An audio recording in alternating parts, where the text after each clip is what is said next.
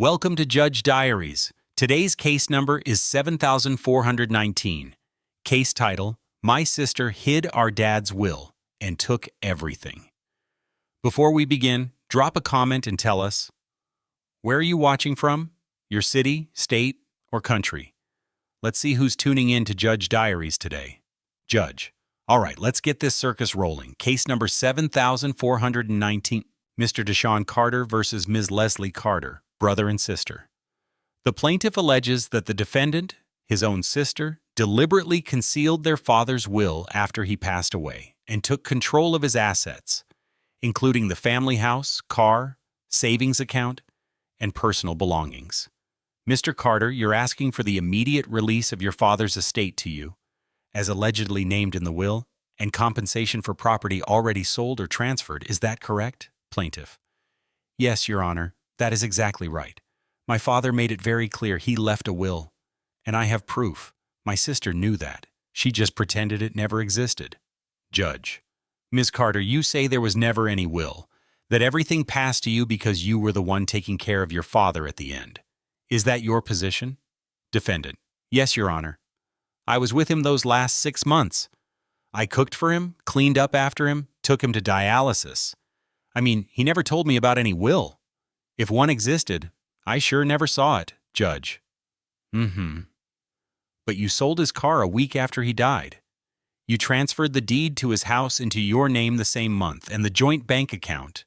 You closed that down within 3 weeks of the funeral. Defendant. I didn't want it to sit there and be taken by the state.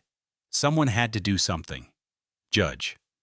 You did something, all right, Mr. Carter. Where is this? Will you say your father wrote? Plaintiff. It was in his safe, the safe we both knew the code to, but after the funeral, she changed the combination and told me she couldn't remember it anymore. But I got a photo. My cousin Jermaine took it before the funeral, when we were all packing up his paperwork. Judge. You're saying there's a photo of the will? Plaintiff. Yes, Your Honor. I have it right here. Dated May 12th, 2024. His full name and signature at the bottom. It clearly names me as the executor and says everything is to be split 50-50 between the two of us. Defendant. That photo don't prove nothing. Anyone could fake a paper like that. Judge. Let me see the image. Bailiff. Please take the plaintiff's phone. Defendant. Wait, you're seriously gonna look at a photo? That's not even legal. Judge. Ms. Carter, stop talking. I'll tell you when it's legal or not. Now let's see. Okay, this is a clear photo of a document. Last Will and Testament of Harold L. Carter. It's dated, signed, witnessed. There's even a notary seal visible in the corner. Do you recognize this, Ms. Carter? Defendant. No, I don't. I've never seen that in my life. That's not real. Judge. The notary stamp has a number. We can look that up. And if it's real, I suggest you start getting honest now.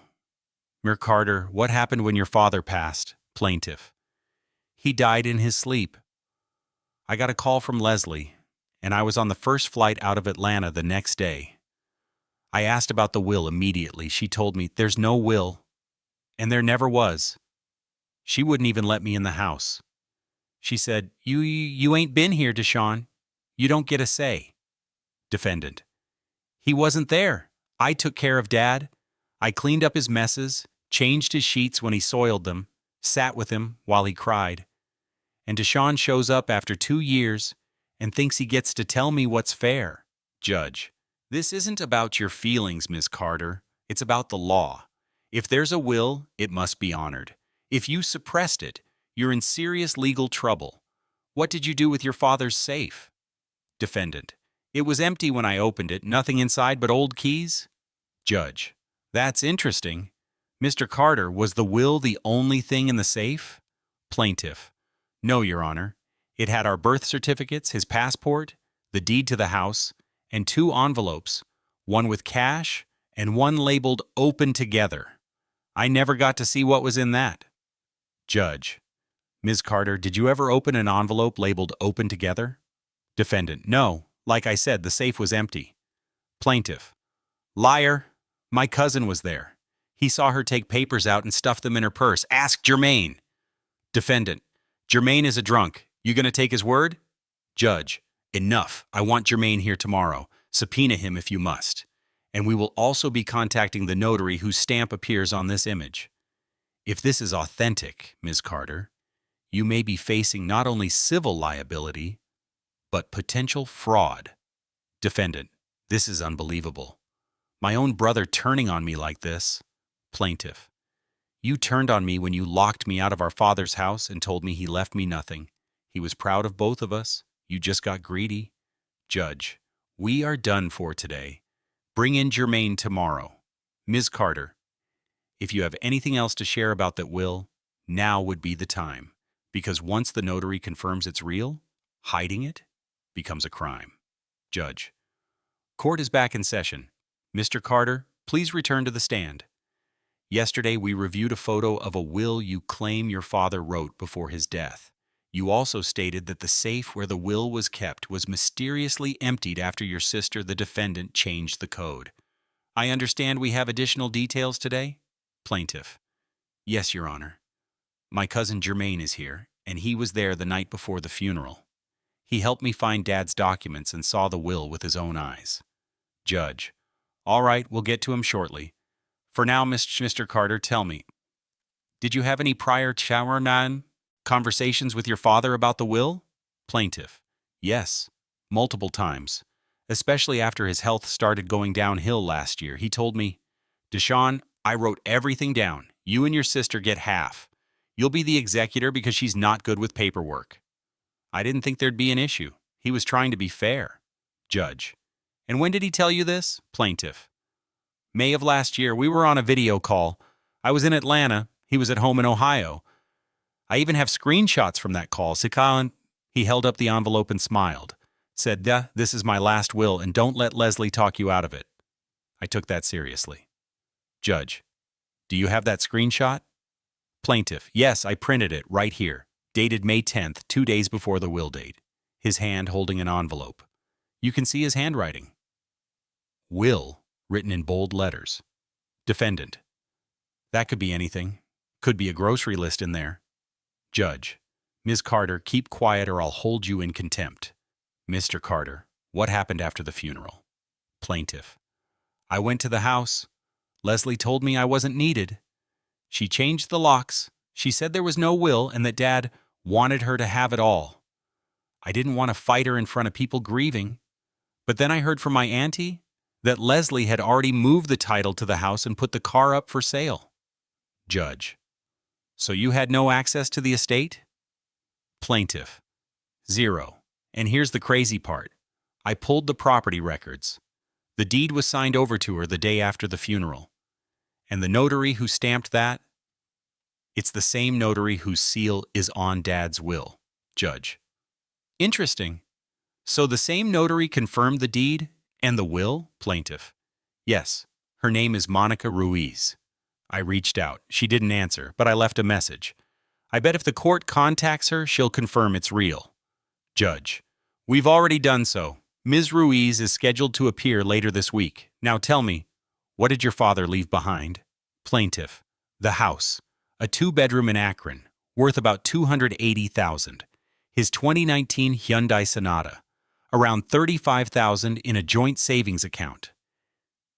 And some valuables, a Rolex, his Vietnam medals, a signed Browns jersey, and my mother's wedding ring. All gone now. Leslie either sold or claimed all of it. Defendant, he told me to do what I wanted with those things. Judge, silence. You'll get your turn. Mr. Carter, did you ever see the Rolex again? Plaintiff, no, but someone sent me a Facebook Marketplace link. It had a Rolex that looked exactly like Dad's, same scratches on the band, posted by an account named LC Watch Deals, her initials. Judge, did you save that listing? Plaintiff, yes, I printed the page. Here. Judge, posted 3 days after his funeral, and the seller wrote, worn vintage, authentic Rolex, must sell fast. Ms. Carter, is that your account? Defendant, no, anyone could make an account with those initials. Plaintiff, come on, she always used LC in her usernames. I checked the profile picture. It's the same as her LinkedIn photo. Defendant, that's not even my real LinkedIn. That's an old one I forgot about. Judge, then how is it connected to your phone number? Defendant, what? Judge, our clerk ran a reverse lookup. The contact number listed on LC Watch Deals belongs to you. Same number you used when you filed utilities in your father's house the week after he passed. Defendant, I don't know what to say. Judge, then don't say anything because right now it looks like you sold off estate items before declaring there was no will. That could qualify as theft of inheritance. Mr. Carter, did your father ever talk about Leslie's involvement? Plaintiff, he told me he didn't trust her with money, that she had borrowed cash from him for years and he forgave it. He still loved her, but he said she was impulsive. Judge, I'm beginning to see that. Thank you, Mr. Carter. You may step down. Now let's bring in the cousin, Mr. Jermaine Fulton. Step forward. Witness, here, Your Honor. Judge, you were present the night before the funeral. Did you see the safe? Witness, yes, ma'am. Deshawn asked me to help find his dad's insurance info. We opened the safe. It had a brown envelope that said will, with a big underline. I remember because I said, dang, your pop's got his affairs in order. Judge, did you see what was inside? Witness, Deshawn didn't open it. Said he'd wait till after the funeral. We locked the safe and left. Judge, and after the funeral? Witness, Leslie said she didn't know the code anymore. But later that day, I saw her take the whole envelope out and put it in her purse. I asked, what was that? She said, just old bank stuff. But I know it was the will. Defendant, he was high. He was drinking at the wake. Witness, I was sober, Leslie. You're the one who popped open champagne at the repast like it was a party. Judge, enough. I've heard enough for today. Ms. Carter, tomorrow we will hear your testimony. You better come clean or it's going to get much worse for you. Court adjourned. Judge, court is back in session. Ms. Carter, please come forward. Yesterday we heard sworn testimony from your brother and your cousin Jermaine. Both say they saw a will. Both say you accessed the safe. And both imply that you knowingly took property that was not solely yours. This is your opportunity to tell your side of the story. But I suggest you tread carefully, because we will be speaking with the notary this week, and if you lie today, it will come back to haunt you. Understood? Defendant, yes, Your Honor. Judge, let's start simple. Did your father ever mention a will to you? Defendant, no, ma'am, not in so many words. He would say things like, you know what I want, or you're the only one who's been here. He always told me he wanted me to be taken care of. Judge, that is not a will. That's a feeling. You do not transfer property based on vibes. Now, when your father died, what was the first thing you did with his belongings? Defendant, I called the funeral home. Then I called Deshawn. After the funeral, I went back to the house and tried to go through things. It was messy. He was a hoarder. Judge, let's skip to the safe. You had the code, yes? Defendant, yes, but I forgot it. I panicked. I hadn't opened that thing in months. Judge, funny. Jermaine said he saw you open it the day before the funeral and take an envelope out. Defendant, he's lying. Judge, is he or are you? Defendant, I didn't take a will. I opened it and there were just old documents for bank statements, social security letters, stuff like that. Judge, then why did you tell your brother the safe was empty? Defendant, because I didn't think anything important was in there. Judge, that is not your decision to make. You don't get to filter what's important in a deceased man's safe. Let's talk about the car.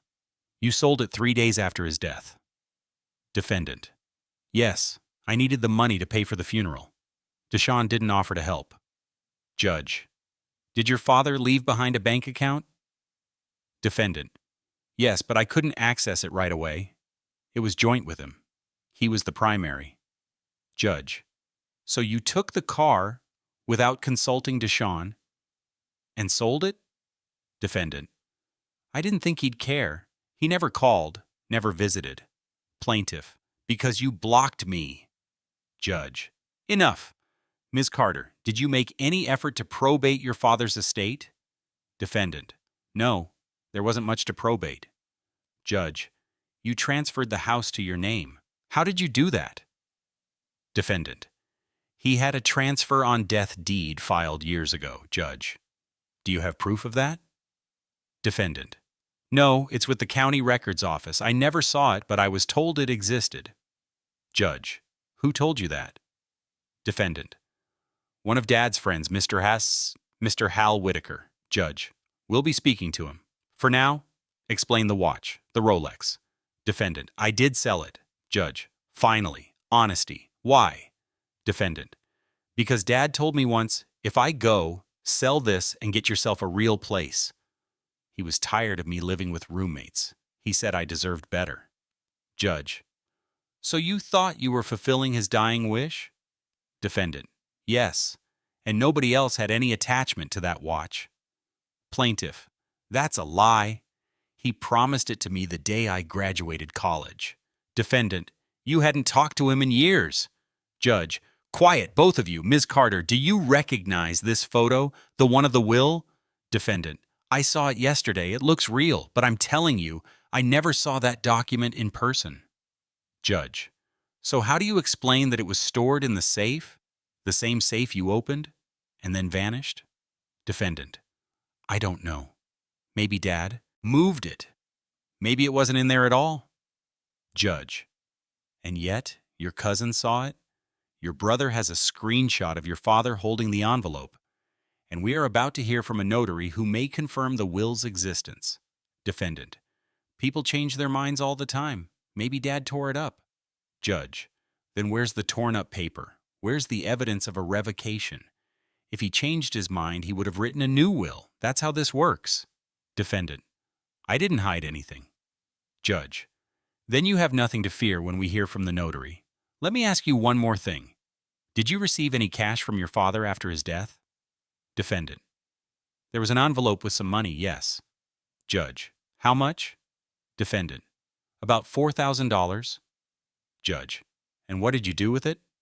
Defendant, paid off credit cards, got my car fixed, grocery money. Judge, did you tell your brother about it? Defendant, no, I figured it was mine. Judge, why? Defendant, because I was the one who stayed. Judge, staying does not mean stealing. I'm starting to think you convinced yourself that caregiving gave you entitlement, but the law does not work like that. Ms. Carter, unless this notary comes in and says she was forced to sign a fake document, you are looking at serious consequences. Do you wish to change your testimony? Defendant, no, ma'am, I've told the truth. Judge, then may the truth come find you. Court adjourned until tomorrow. The notary is scheduled to appear. We'll find out who is telling the truth and who's getting caught. Judge, all right, we are reconvened, case 7419. Before we bring in the notary, I want to make something perfectly clear. If anyone here has falsified documents, misled the court, or omitted the truth, this is your last chance to come clean. Perjury is not a game. That said, please bring in Ms. Monica Ruiz, the notary public whose stamp appears on both the photo of the will and the deed transfer filed by the defendant. Witness, present, Your Honor. Judge, state your full name for the record. Witness, Monica Elena Ruiz. Judge, Ms. Ruiz, do you recall notarizing a last will and testament for Mr. Harold Carter on May 12, 2024? Witness, yes, I do. I absolutely remember that day. Judge, describe what happened. Witness, Mr. Carter made an appointment with me 2 days prior. He came in with his son. I believe it was Deshawn. They were both very calm, respectful. Mr. Carter had everything typed and signed, but I explained the legal procedure and walked him through it again. He had 2 witnesses with him. I notarized it after confirming ID plaintiff. Yes, ma'am, that was me. And one witness was our cousin Rochelle. The other was my dad's neighbor, Mr. Mays. Judge, did you keep a copy or log of this notarization? Witness, yes, I have my official notary journal, right here, page 73, May 12th, Harold Leonard Carter. Will, signed and sealed. Judge, does that journal include a description of the contents? Witness, no, but it includes the type of document and who signed it. And a thumbprint from Ms. Carter. Defendant. That could be fake. Judge. Ms. Carter, sit down. Ms. Ruiz, can you confirm whether this is the same signature and stamp you used? Witness. Yes. This photo shows my exact stamp and signature line. It even has the blue ink I use specifically for wills. Judge. So you are confirming that Mr. Harold Carter's will is real, was notarized properly, and was witnessed appropriately? Witness. 100%, Your Honor. Judge. And to be clear, was Ms. Leslie Carter present at any point during that appointment? Witness. No. It was just Mr. Carter, his son, and the two witnesses. He specifically said he didn't want his daughter involved in this part. Defendant. That's not true. That's a lie. Judge. Quiet. If you scream again, I will have you removed from the courtroom. Plaintiff. Thank you, Ms. Ruiz. Thank you for being here. Judge. All right, the court accepts the will as authentic and valid. We will order a certified copy submitted through the probate court immediately. The estate will be frozen until a proper executor is appointed. And per the will, that executor is Mr. Deshawn Carter. Now, Ms. Carter, I gave you every opportunity to be honest, but you repeatedly told this court that no such will existed. You claimed the safe was empty. You claimed your father never wrote anything down. And now we have a notary, under oath, confirming everything you denied. Do you wish to amend your testimony? Defendant. He tricked him. My father was sick. He didn't know what he was signing. Judge. So now you're accusing your brother of elder fraud?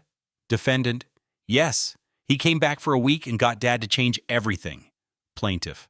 That's a damn lie. I was there because Dad asked me to come up. He wanted to make things right. Defendant. He was drugged. He had pain meds. Judge. You are out of control. The will is valid. Unless you can bring in a medical doctor to testify that your father was mentally incompetent on May 12th, you are done here. Do you have any medical testimony? Defendant. No. Judge. Then sit down. Now let's talk about the property and funds. You sold the car, the watch, and possibly other assets. Those were not yours to liquidate. The court considers this an unauthorized transfer of estate property. Plaintiff. Can I ask for restitution? Judge. Yes. We'll get to damages in the final hearing. For now, let's finish the facts. Defendant. He didn't deserve it. He left.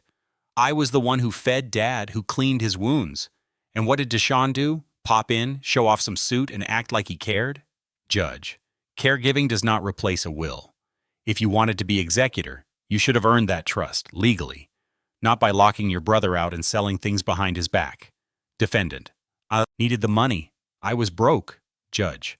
That is not an excuse. People are broke every day. They do not loot their dead parents' assets and lie to the court about it. Plaintiff. And she took my mother's ring too. Judge. Ms. Carter, do you have the ring? Defendant. I pawned it. Judge. Unbelievable.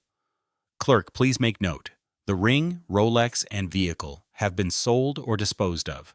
The court will require receipts and dates for each transaction. We will calculate fair market value for restitution. Defendant. This isn't fair. He doesn't care about me.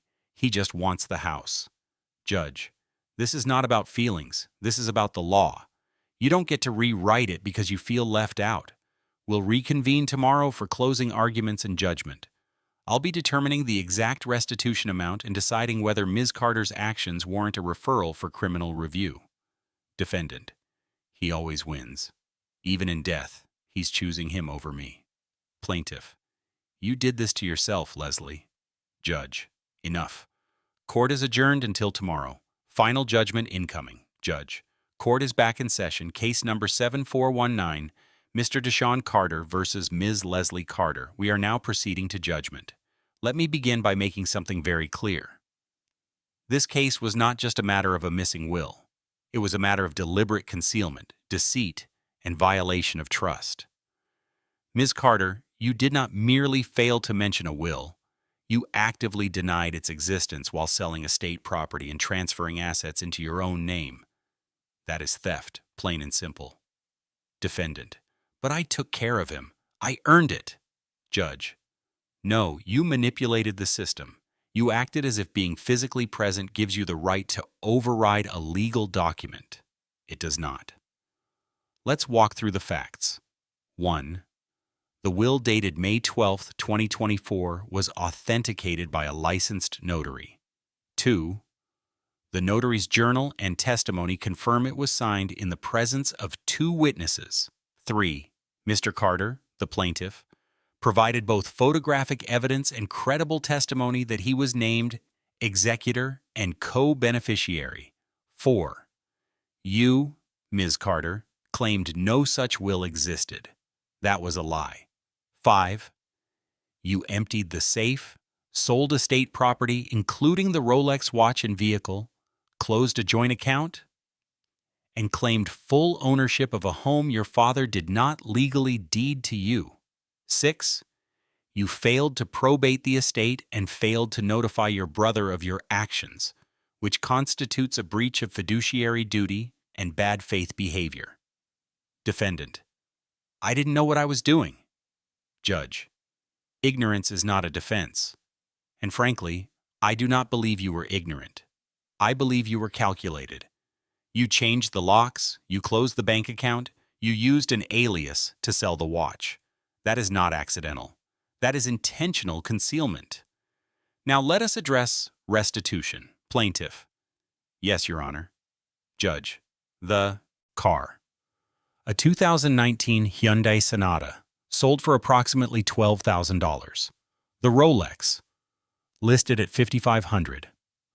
The pawned wedding ring. Conservative appraisal, $2,500.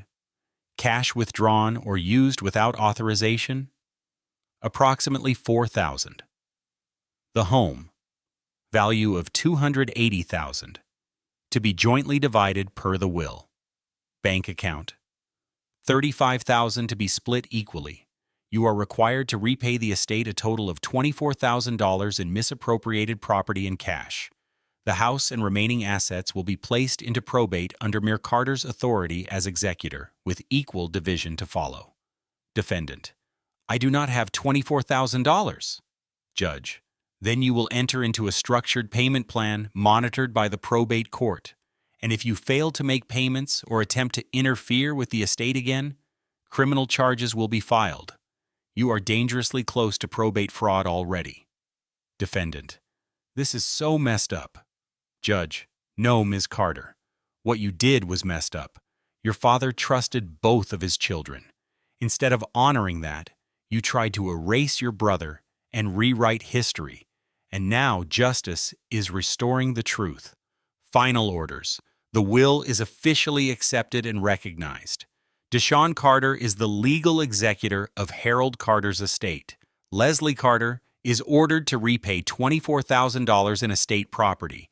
Any further attempt to sell, transfer, or withhold estate property will result in contempt and referral for criminal prosecution. Do you understand these terms? Defendant: Yes, Your Honor. Judge: Mr. Carter, anything else you wish to add? Plaintiff: Just thank you, Your Honor. My dad would have wanted this done right. I don't hate my sister. I just wanted the truth. Defendant: You never wanted the truth. You just wanted the last word, like always. Judge: That last word is mine. Court is adjourned. Case closed. What do you think? Did justice win today? Drop your thoughts in the comments and subscribe for more real courtroom stories like this.